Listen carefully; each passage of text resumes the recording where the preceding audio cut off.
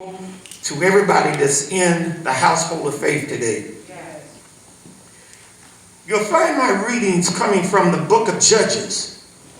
The book of Judges. I'm going to read something here from the 16th chapter. And I'm going to look at probably just one verse.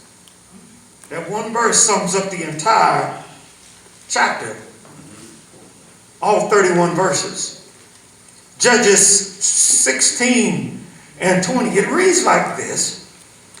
And she said, the Philistines be upon thee, Samson.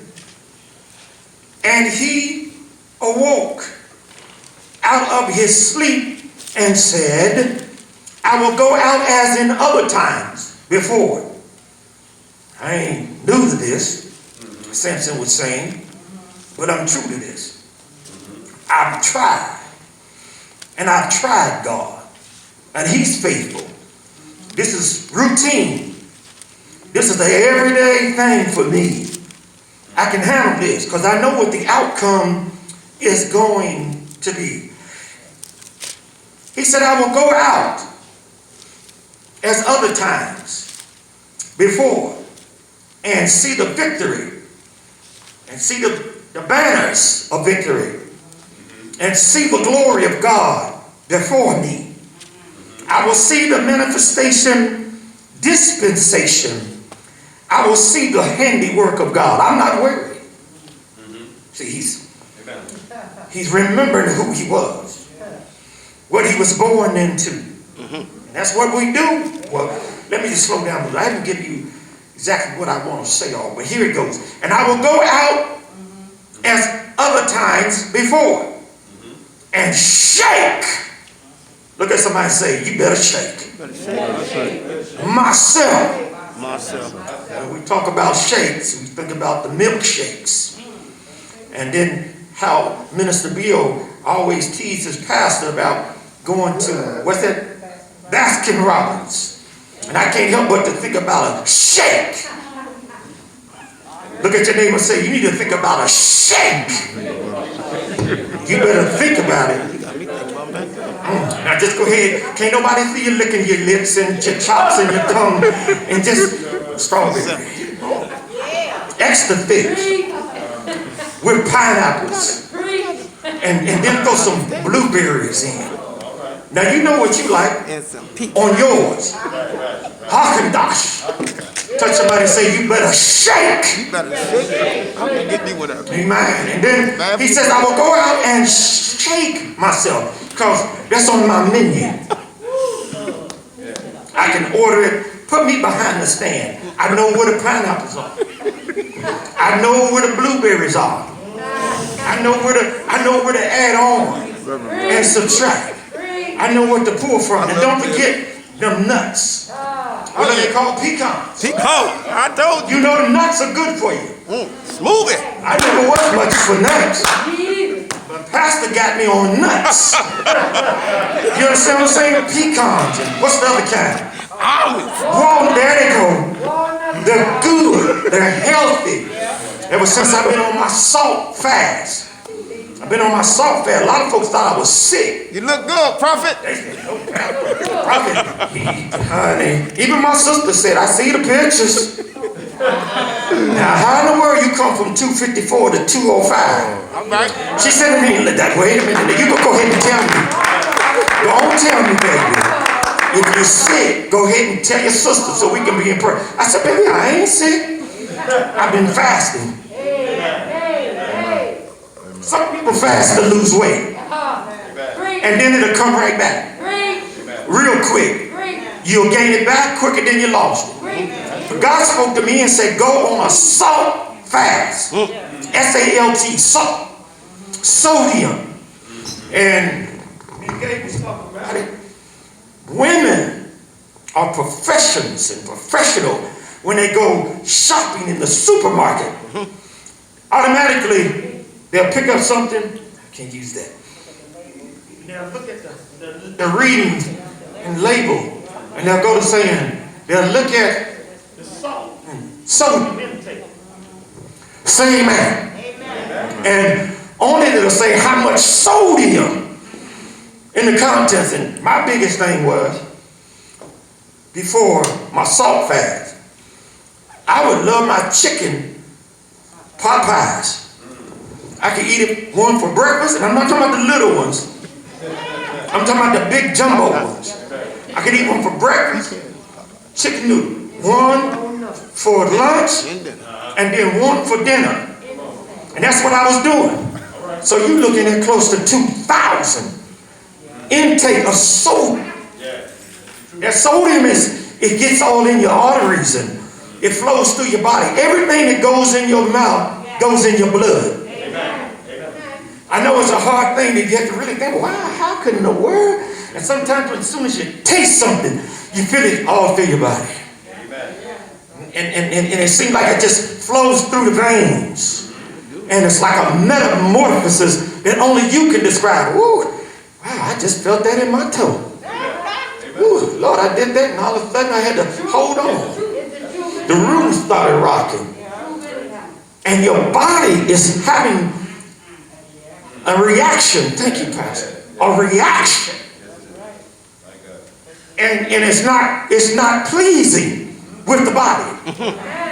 God spoke to me months ago and said, you're going to straighten up or you're going to go straight out. Somebody said, you better straighten up. Straighten up or straight. Or you going straight out. And I was very disciplined. I disciplined myself, and I heard Pastor say, several of the churchmen said, well, when prophet get ready and he sets his mind to do something, he's going to do it. And he's very disciplined. He's very watchful. Say amen. And he's very conscientious. Very conscious. So I was dedicated. I was on a dedication, and then I was on a fast. I cut back on the sodium. Cut back on the sugar. Come on, somebody. She said, well, that's going to be hard for you. I said, no, baby. Because when I get up and I look at you, that's my sugar right there. How you doing? Nobody happy up in here today. Don't get the look. Well, I'm trying to help you before you get married. You got to love your companion. I said, you better love your companion. Because if you don't love them, something else will. Boy,